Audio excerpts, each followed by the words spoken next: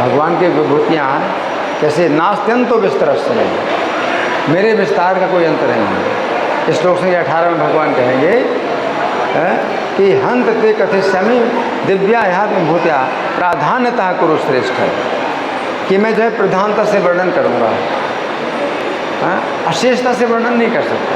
अशेषता से मेरी विभूतियों का अंत ही नहीं। इसका मतलब अगर भगवान अपनी विभूतियों का वर्णन करें तो कभी समाप्त ही नहीं होगा।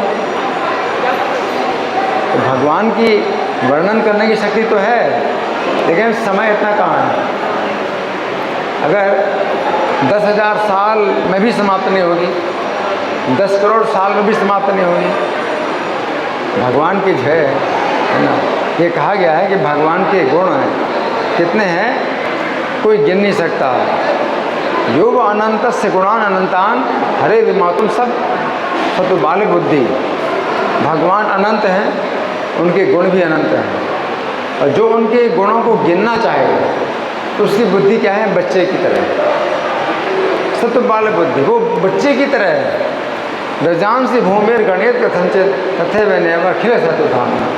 तो कोई व्यक्ति अगर धूल के कण भी गिन ले, गिन सकते पृथ्वी की धूल के कण कितने हैं। अगर मान लो कोई गिन भी ले कि पृथ्वी में धूल के कण कितने हैं, तो भी भगवान के गुणों का कोई अंत नहीं है, उनके गुणों को नहीं गिना जा सकता है। ये जो है मतलब भगवान की महिमा है। तो अर्जुन ने तो कहा कि मैं सुनना चाहता हूँ और संपूर्णता से सुनना चाहता हूँ आपकी विभूतियों का वर्णन, है ना। अर्जुन की इच्छा है भगवान की विभूतियों का वर्णन सुनने की। तो जैसा प्रभु जी ने बताया कि युद्ध भूमि में, सोचिए युद्ध भूमि में अर्जुन जो है सब कुछ भूले हुए हैं, जबकि शस्त्र चलने की तैयारी हो चुकी है। प्रवृत्ति शस्त्र संपाते, शस्त्र जो है अब चलने वाले हैं। उसमें उसके बीच में जो है अर्जुन क्या है, भगवान से सुन रहे हैं, है ना। हम लोग जो है, हम लोगों के लिए क्या चाहिए, बिल्कुल एकांत चाहिए सुनने में, नहीं तो फिर ध्यान इधर उधर चला जाता है। ये अर्जुन की कितनी एकाग्रता है कि वहाँ युद्ध भूमि में जो है दोनों सेनाओं के बीच में अर्जुन जो है सुनना चाहते हैं। लेकिन भगवान कहते हैं प्राधान्यता, मैं प्रधानता से बताऊंगा। न्यास्तन तो विस्तर से नहीं, मेरे विस्तार का कोई अंत नहीं है ना। एक दोहा भी लिखा है, बड़ा अच्छा दोहा है, हालांकि कबीरदास का है लेकिन अच्छा दोहा है। उसमें उन्होंने क्या लिखा है, सब धरती कागज करूँ, पूरी धरती को कागज बना दूँ। क्या पूरी धरती को कागज बना दूँ, सब धरती कागज करूं और लेखन सब बन रहा है, और कलम बनाऊं, जितने भी पेड़ हैं उनकी कलमें बनाऊं कलम से। पहले पेन थोड़ी होता था, कलम होती थी।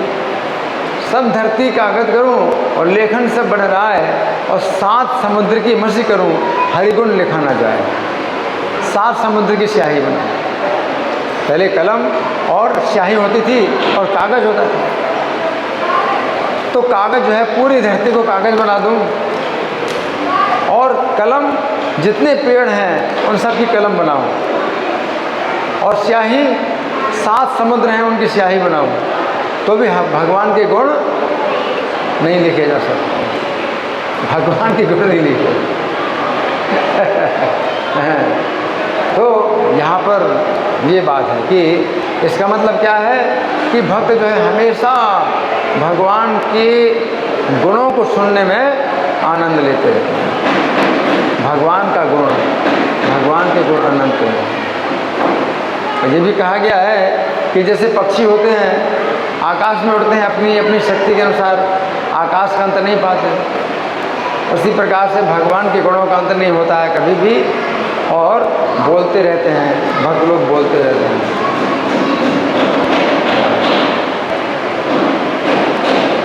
तो कोई अंत नहीं है भगवान के गुणों का। शेष जी को जब भगवान ने आदेश दिया कि आप पृथ्वी को धारण करो, शेष जी को आदेश दिया भगवान ने, आप पृथ्वी को धारण करो, तो शेष जी ने पूछा कि कब तक मैं पृथ्वी को धारण करूं। तो भगवान ने कहा कि देखो, रोज आप जो है मेरे गुणों के अनुसार एक नाम बोला करो।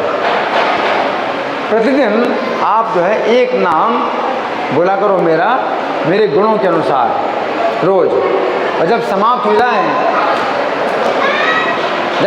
जाए तो फिर आप पृथ्वी को छोड़ देना। तो शेष जी तब से जो है रोज भगवान का एक नया नाम देते हैं गुणों के अनुसार। गुणों के अनुसार जैसे मान लो गोवर्धनधारी, तो भगवान की लीला के अनुसार जो है गोवर्धनधारी उनका नाम है। और जैसे नंदनंदन, तो नंदन महाराज के पुत्र हैं, तो नंदनंदन। ऐसे भगवान के जो है नाम शेष जी जो है नए नए नाम रोज लेते रहते हैं, और अभी तक उनके नाम समाप्त नहीं हुए अभी तक। तो भगवान ने शेष जी को ये नहीं कहा कि इतने साल तक आप पृथ्वी को धारण करना, कहा कि तब तक आप पृथ्वी को धारण करना जब तक मेरे नाम समाप्त ना हो जाएं। और भगवान के नाम अभी तक समाप्त नहीं हुए। और भगवान के जो है गुणगान 1000 मुखों से करते हैं शेष जी। कितने मुखों से? 1000 मुखों से करते हैं भगवान का गुणगान, है ना। और प्रत्येक मुख के पास जो है कई ऋषि लोग बैठे रहते हैं सुनने के लिए। कई ऋषि लोग सुनने के लिए बैठे रहते हैं, और उनके 1000 मुख हैं। तो 1000 मुखों से भगवान का गुणगान करते रहते हैं, और अलग अलग कथा 1000 मुखों से। और अभी भी जो है समाप्त नहीं हुआ। शेष जी भी वर्णन नहीं कर सकते हैं। शेष जी क्या कहते हैं अपने को? शेष जी कहते हैं कि भगवान के गुणों का वर्णन करने के लिए मैं समर्थ नहीं हूँ। जैसे एक मच्छर समुद्र की थाह नहीं पा सकता, क्या मैं एक मच्छर के समान शेष जी कहते हैं इनमें एक मच्छर के समान हो। समुद्र की थाह एक मच्छर नहीं पा सकता, तो भगवान के गुणों का अंत में नहीं जान सकता। वैसे तो यहाँ पर अर्जुन की जो है कितनी इच्छा है सुनने की, भगवान के गुणों को सुनने की कितनी इच्छा है ना। तो ये जो है बहुत बड़ा गुण है अर्जुन का। तो अर्जुन क्या कह रहे हैं कि दिव्या ह्यात विभूतियाँ, अपनी विभूतियों का आप वर्णन करिए, जिनके द्वारा आप इन लोगों को आप व्याप्त करके स्थित हैं, इन लोगों को व्याप्त करके स्थित हैं। अब कैसी विभूतियाँ? जैसे भगवान ने कहा कि झषाणाम मकरस्यास्मि, मछलियों में मैं मगरमच्छ हूँ।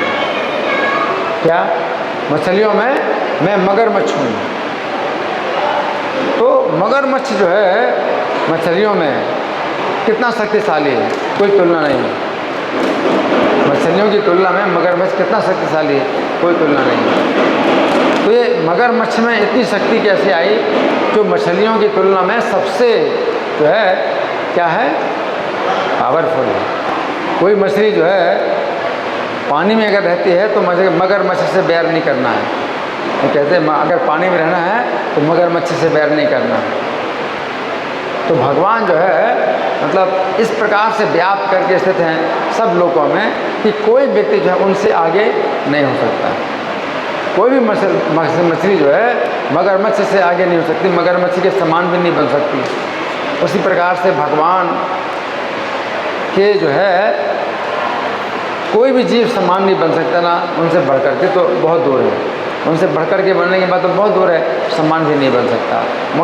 झषाणाम मकरस्यास्मि स्रोतसामस्मि जहाँ नदी, जैसे मछली नदियों में गंगा, नदियों में गंगा। अब गंगा जी की तुलना किसी नदी के साथ नहीं हो सकती है। गंगा जी में इतनी शक्ति है, कहाँ से आई? भगवान के चरणों से।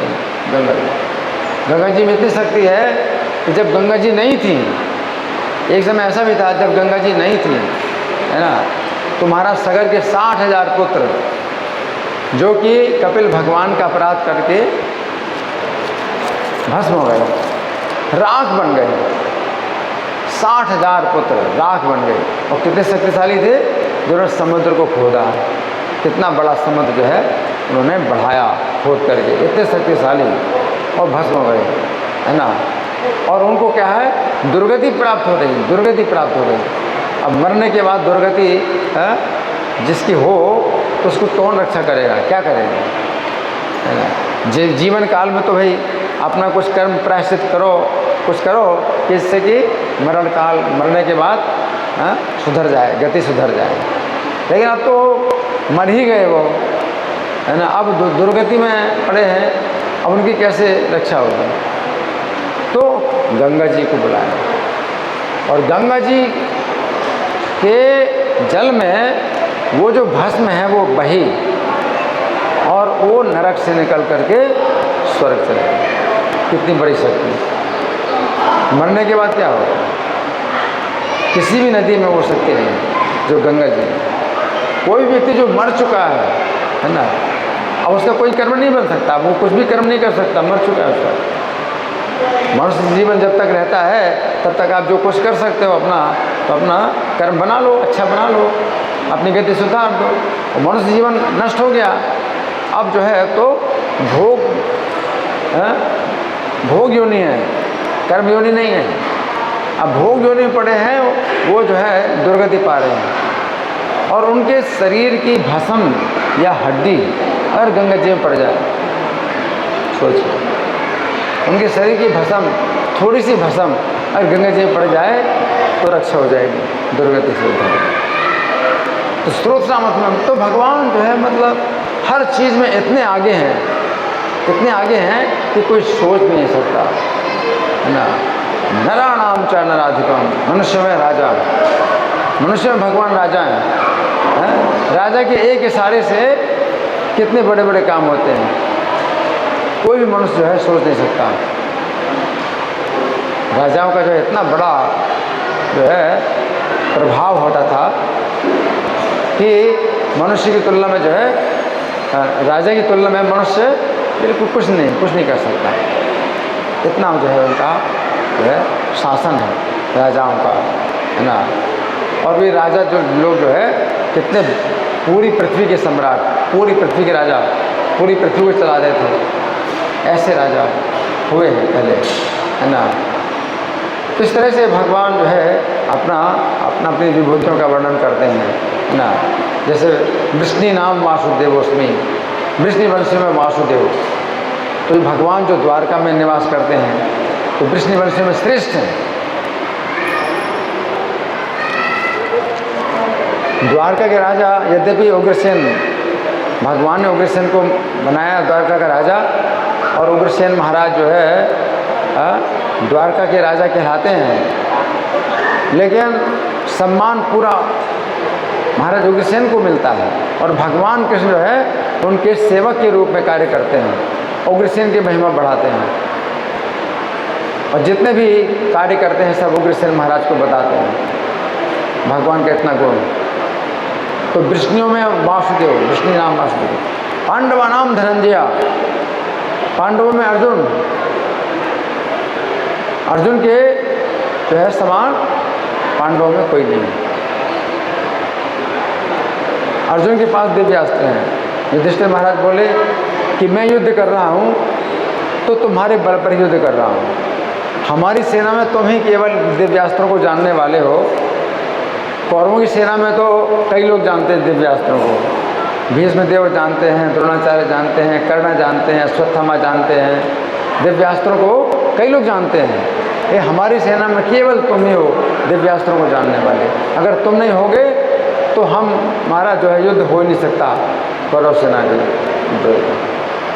तो अर्जुन के पास ऐसे दिव्यास्त्र थे। जब अर्जुन से पूछा युधिष्ठिर महाराज ने कि अगर तुम अकेले युद्ध करो कौरव सेना के साथ तो कितने समय में तुम पूरी कौरव सेना का संहार कर सकते हो, ये मुझे बताओ। युधिष्ठिर महाराज ने अर्जुन से पूछा अगर तुम अकेले युद्ध करो पूरी कौरव सेना के साथ में तो कितना समय लगेगा तुमको पूरी कौरव सेना का संहार करने में। अर्जुन ने कहा कि महाराज कौरव सेना तो कुछ भी नहीं है, संपूर्ण सृष्टि का संहार मैं जो है एक क्षण में कर सकता हूँ, कौरव सेना तो कुछ नहीं। उनका मेरे पास जो है वो पाशुपत अस्त्र है, शिव जी ने दिया है, जो संपूर्ण सृष्टि का संहार करता है ना। तो ये सब विभूतियाँ तो भगवान बताते हैं, यद्यद विभूति में सत्वम श्रीमद् उचितम एवा, जो भी चीज़ है जिसमें कोई विभूति हो, कोई सौंदर्य हो, कोई शक्ति हो, तत्तते वावगच्छ तो मम पे जो तो उसको जो है मेरे तेज के अंश से उत्पन्न हुआ जानो। मतलब किसी भी व्यक्ति में अगर आपको दिखाई पड़ता है कुछ विशेष योग्यता, विशेष ज्ञान, है ना, तो क्या समझो कि मेरे से आया है। और किसी व्यक्ति को अपने अंदर वो विचार नहीं करना चाहिए कि मेरे पास इतनी योग्यता आ गई। मान लो आपके पास सुंदरता है, आप सोचो मैं कितना सुंदर हूँ। समझो कि आपके अंदर जो सुंदरता आई है वो भगवान कृष्ण के तेज का अंश, जरा सा अंश है। और वो जो है जब भगवान ले लेंगे तो आप जीरो हो जाओगे, सब खत्म है। सुंदरता है, बल है, कोई भी गुण हो तो लोग जो है सोचते हैं मतलब मैं, वो भगवान की विभूति है। वो आपके जो है पास अगर आई भगवान की कोई विभूति, उसको भगवान से प्राप्त हुई मानो, कुछ नहीं है। जैसे मोहम्मद अली तो सबसे बड़ा जो है बॉक्सर, बॉक्सिंग में जो है सबसे पूरी दुनिया का चैंपियन था। तो वो सोचता था कि कितना मतलब बड़ा शक्तिशाली हूँ बॉक्सिंग में, है ना। लेकिन बाद में जब उसको वो कुछ बीमारी हुई तो चाय का प्याला भी नहीं उठा पाता। वो सोचता मैंने कभी नहीं सोचा था कि मेरा ऐसा हाल होगा। पूरी दुनिया में सबसे शक्तिशाली जो था अब चाय का प्याला भी नहीं उठा पाता, है ना। तो भगवान क्या कहते हैं, किसी की भी अंदर देखो तो मत सोचना कि स्वतंत्र है, भगवान से स्वतंत्र होकर के उसके पास इतनी शक्ति आ गई, इतना बल आ गया। और ना अपने अंदर अगर कोई शक्ति या बल देखो तो अपने को स्वतंत्र समझो कि मैं स्वतंत्र हूँ और मैं जो है भगवान जैसा बन गया, है या भगवान से बढ़कर हो गया। कि भगवान से जो है और थोड़ी सी जो चिंगारी है, भगवान के गुणों की थोड़ी सी चिंगारी वो आपके पास आएगी और निकल जाएगी वो चिंगारी, तो सब क्या हो जाएगा, जीरो, सब कुछ जीरो हो जाएगा, है ना। तो भगवान के जो है गुणों को ही देखना हर जगह। स्थावरा नाम हिमालय, यानी हिमालय पर्वत है, स्थावरों में कितना मतलब विस्तृत है, फैला हुआ है, तो वो जो है भगवान की विभूति है। इसको देखो, हर चीज़ में भगवान की विभूति देखो। और यही समझना कि भगवान से स्वतंत्र कुछ भी नहीं है, भगवान के ही जो है क्या है, नियंत्रण में है। और वो जो है क्या कर सकते हैं, एक बड़ा अच्छा दोहा है कबीरदास का, साहब ते सब होत है और बंदे से कछु नाही, राई को पर्वत करे पर्वत राई मान। साहब से सब कुछ होता है ना, तो वो साहब है, उनसे सब कुछ होता है। और बंदे ते कछु नहीं, बंदे से कुछ नहीं होता, हम सब बंदे हैं। राई को पर्वत कर, राई को पहाड़ बना देंगे और पहाड़ को राई बना देंगे, हम कुछ नहीं कर सकते। हम अपने को समझते हैं कि मैं बहुत बड़ा पहाड़ हूँ, तुम तो राई के समान हो, मैं पहाड़ हूँ। तो पहाड़ को राई बना देंगे और राई को पहाड़ बना देंगे। आप राई के समान हैं, आपको पहाड़ बना देंगे, और मैं पहाड़ के समान हूँ, मैं मुझे राई बना देंगे। तो किसको ऊपर से नीचे कर दें, किसको ऊपर से नीचे करें और किसको नीचे से ऊपर करें, उनके हाथ में, है ना। ब्रह्मा जी तक को भी अगर कभी गर्व होता है तो भगवान उनका भी गर्व दूर कर सकते हैं। इसलिए भगवान कहते हैं जितने भी है, चाहे ब्रह्मा जी ही क्यों ना हो, ब्रह्मा जी के पास भी जो है जो शक्ति है या ज्ञान है वो मेरे द्वारा ही प्राप्त हुआ है, और नहीं तो वो भी जीरो हो जाएंगे। शंकर जी भी जीरो हैं भगवान के सामने।